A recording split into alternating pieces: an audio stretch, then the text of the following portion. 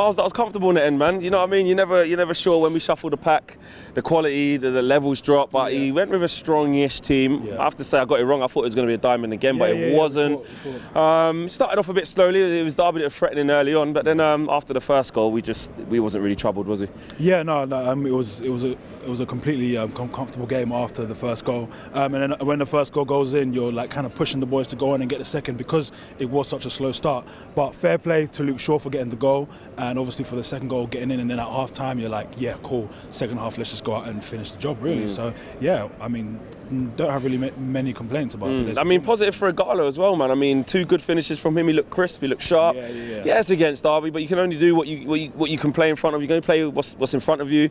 And you know, he had the first shot at the keeper on target, second shot goal, third shot goal. So, you know, looking like, you know, good little link-up play and 2 good goals. And I reckon with the first chance where he's hit the keeper, I think he should have a hat-trick by the end of the game. Do you know what I'm saying? That would have been a great way, you know, to kind of celebrate his time at our club.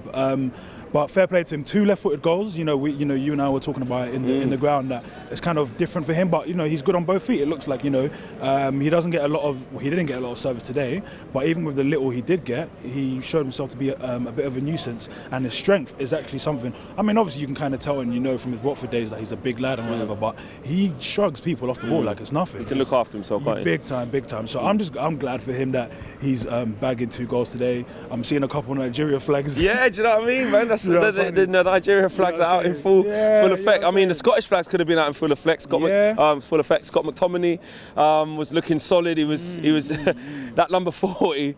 He got kicked in the face, and you just knew Scott was going to lace one on him. You just knew he was going to lace one on him, and he did in the end. But a good, solid performance from him and Fred. Yeah, that kick in the face was nuts. I mean, obviously we haven't seen it back, so maybe it could have just been a little flick. But from our point of view, it looked mad. So, and there was always going to be that beef thing between him and that number 40 for the rest of the game.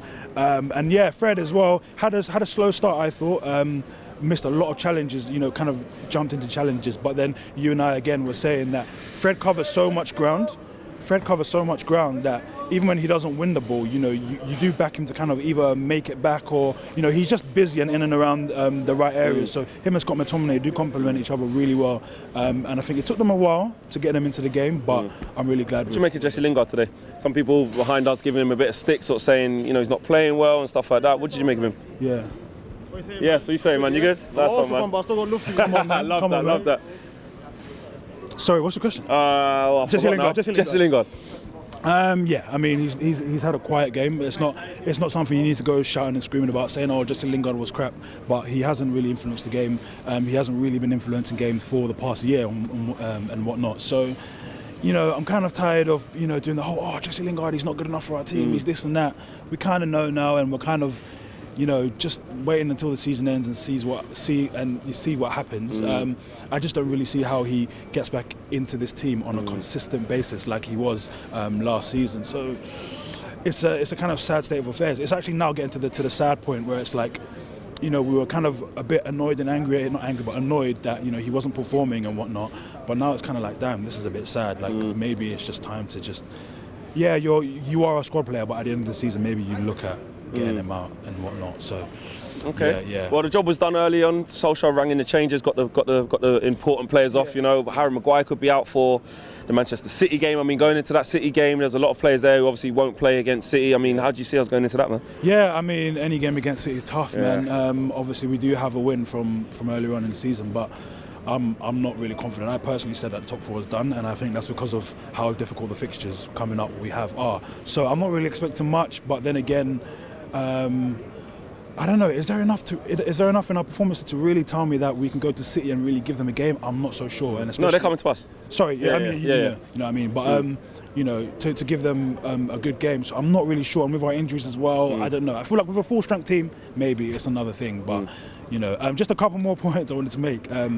Luke Shaw, obviously he got his goal and that was great and whatever, but I think on the left-hand side in the first half, he wasn't really bombing down the left as much, and the left was isolated quite a lot.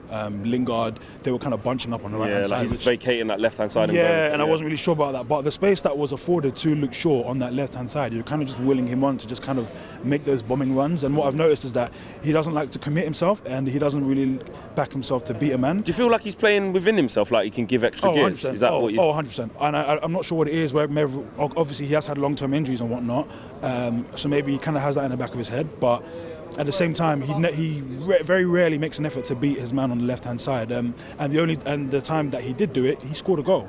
If you look at it back, he's bombed down the wing, and then it's ended up with him scoring the goal. So, I mean, I feel like if he works You'd like to see that from him more. Yeah, if he works on that side of his game, I think he would be a constant starter on the left. But now he's got a lot of competition from Brandon Williams.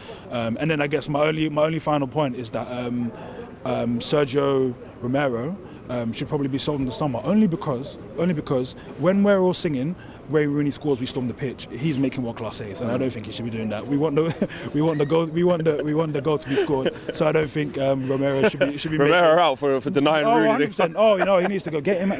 No, but he was good today, innit? We were talking about the little things that he was doing. People were singing his name the whole time. Yeah. And it's going to be interesting in the summer because we've got Dean Henderson come back off loan. He's not going to want to sit on any bench. It's going to be very interesting to see what happens. De Gea not in great form. Yeah, I think whether Dean Henderson gets loaned out again or not will tell us kind of where our next season might be going. We've got our reservations about De Gea and whatnot, so we'll see. It's going to be we didn't really think the goalkeeping situation would be one we'll be talking about a lot, but hey, it looks like that might be something we need to look at. Man of the match. And we didn't even talk about Bruno Fernandes, but he was good as well.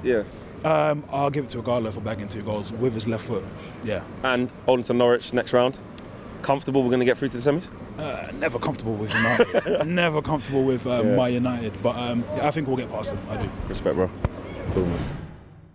Big thank you to you guys for watching the latest of our videos, and if you want to check out more, make sure you do that just to the right of me. We are the biggest and best Manchester United channel in the world. Make sure you check us out on all of the socials as well: Facebook, Instagram, Twitter and YouTube. The socials are along the bottom. Peace.